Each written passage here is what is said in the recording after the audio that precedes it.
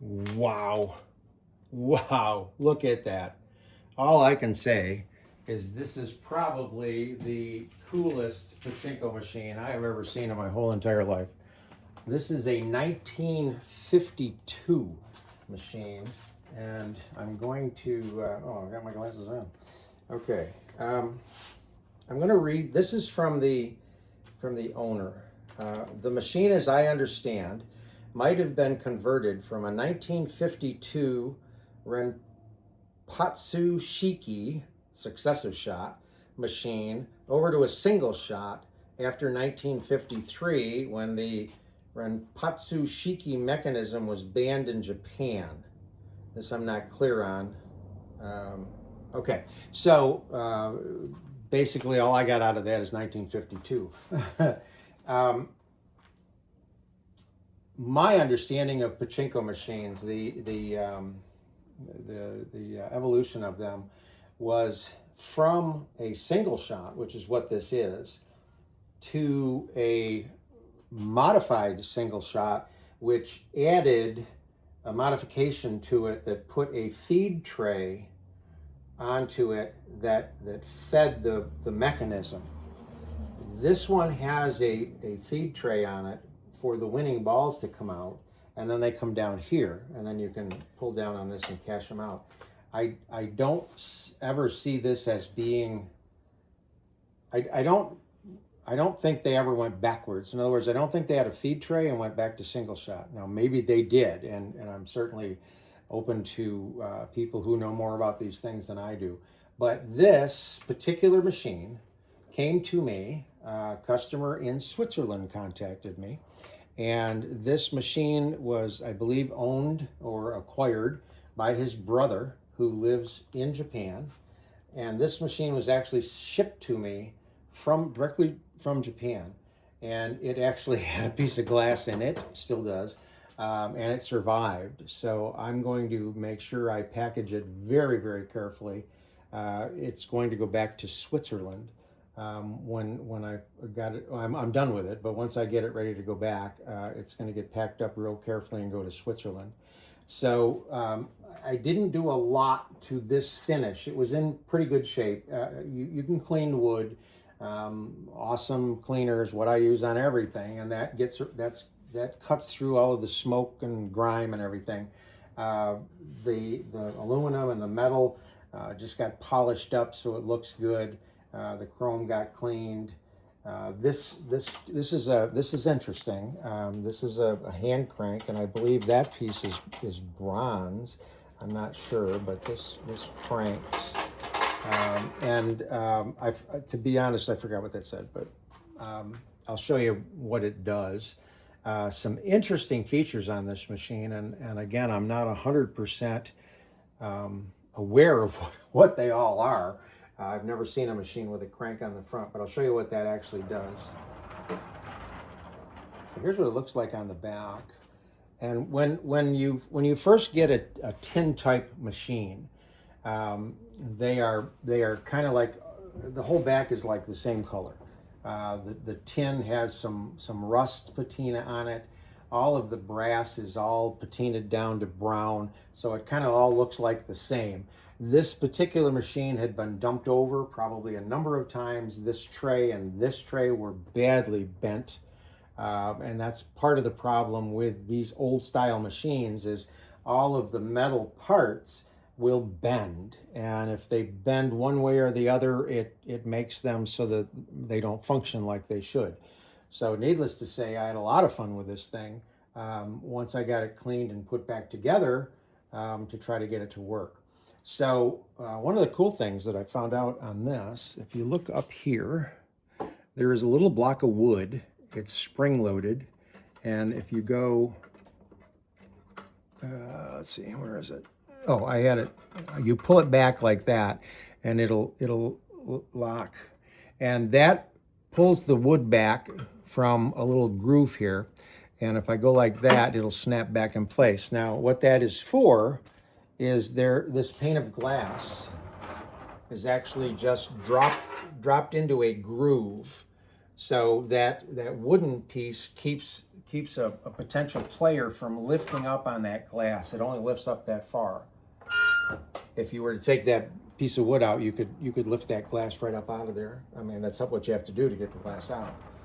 But I thought that was kind of a clever little thing. It's got a little latch here to keep the machine from falling out the front. So again, the brass was all brown. So I spent a lot of time polishing the brass, getting this to clean up really, really well. And as I started to play with this and try to get it to work, I had various problems here, there, and everywhere. And I won't go through all of them, but one of the things that I had trouble with is with the seesaw. So the seesaw is very typical of every other pachinko machine. And if you notice, there are two balls in there that tip back and forth. When I got the machine, there was only one. And I was having trouble with the seesaw tipping and going back. And I thought, you know what? I wonder if I should put another ball in there. And I did, and that took care of that problem. So a couple of things that I'm not really sure of what they are. There is a push button here that activates this mechanism. And when you lift up on this, it will allow balls to go down. And I'm not 100% sure where the position of this should be, because if I try to get it, right now it's so that it will refeed the this tray. If I move it over, it'll feed down to the exit chute, which is what I would expect it to sort of do. But to get it in there, it pushes against the seesaw. So again, I'm looking at the pictures, the original pictures I took. I really can't tell. So again, you're probably going to find out things as time goes on about what actually works and what doesn't. But the balls that end up here funnel down into this, and you can see them right in there. And when there's enough in there, and the player on the front turns the handle, it will actually feed them up the brass tube into the feed tray. And again, I don't quite understand that concept, because it would have been the parlor's responsibility to keep the feed tray full of pachinko balls. So again, if somebody knows more about this style machine, please comment or contact me directly. So we're gonna this thing works. It's amazing. But we're gonna put some balls in. And the problem, again, with all of the bends and so on and so forth, is things tend to not want to work 100%. So there's a nail here. Actually, I need to replace that nail now that I think about it. It's a little too small. But this particular piece will pivot. So when there's no balls on it, it's in this position, and it holds the balls here. When there's enough balls in here, it will push this down, and it would allow that to drop when it's supposed to. So part of this mechanism, when you push, lifts this out of the way and lets the balls run across and out of the machine. And again, I'm not quite sure, but so you're going to just keep putting balls in. And they want to get stuck in here.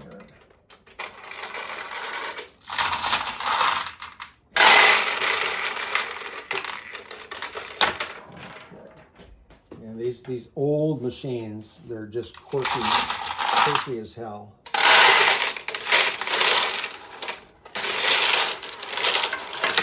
Okay, so we've got plenty of balls in here all the way across. And because there are plenty, it has pushed this out of the way, which is what it's supposed to do. Now, if you look here, from the last time I loaded it up, you'll see balls around the center. And right now, there's actually not enough in there. That should be full. So when you first get the machine and load it up and play it, and you get a couple of jackpots, you may notice that you're not getting a full drop of 14 balls. But eventually this sets itself up the right way, and you will. So we want to keep putting a lot of balls in here. And what I'm going to do is I'm going to try to show you the way this thing works just by activating the mechanism. And as always, usually when I shoot the videos, nothing works. It's my bad luck, but we'll try. So we're going to put a ball in like so.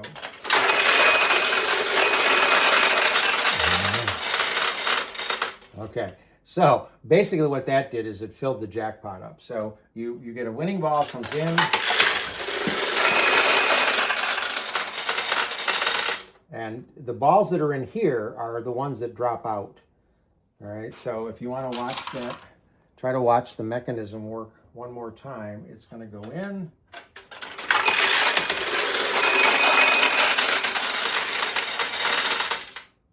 It's a very, very interesting setup. They've certainly made changes to it along the way. But it's one of those deals where you've got to make sure that all those parts are open and everything gets so that it flows and so on and so forth. So now I'm going to show it to you from the front. And if you notice, there's a bunch of balls in here. So when you play this, again, it's a single shot. So you just drop a ball in there, and then you will launch it. And most of the time it goes in the drain hole.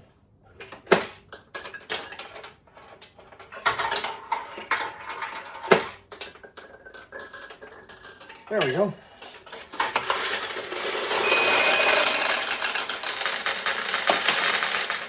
Come back here.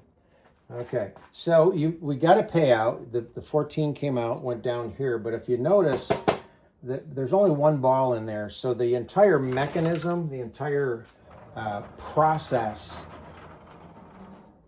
didn't actually complete itself. And to be honest with you, I don't know why, because this is reloaded. It's kind of like set up the way it should be. So I'm not really sure why it didn't reload. Let's try putting a ball in back here. Oop. Yeah.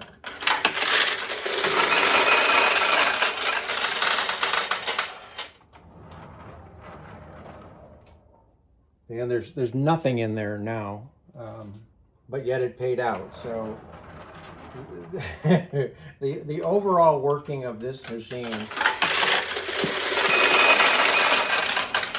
is just very confusing to me. It really is, but it seems to work the way it should. Now, at some point, some balls ended up in here, and you can, I don't know if you can see them, they're queued up in here.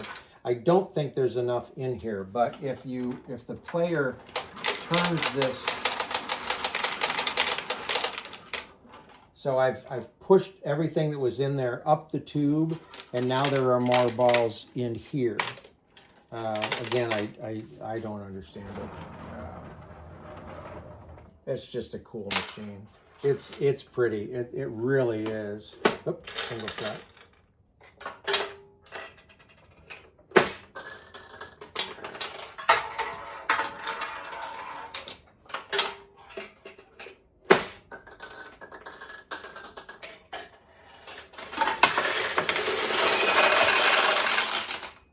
So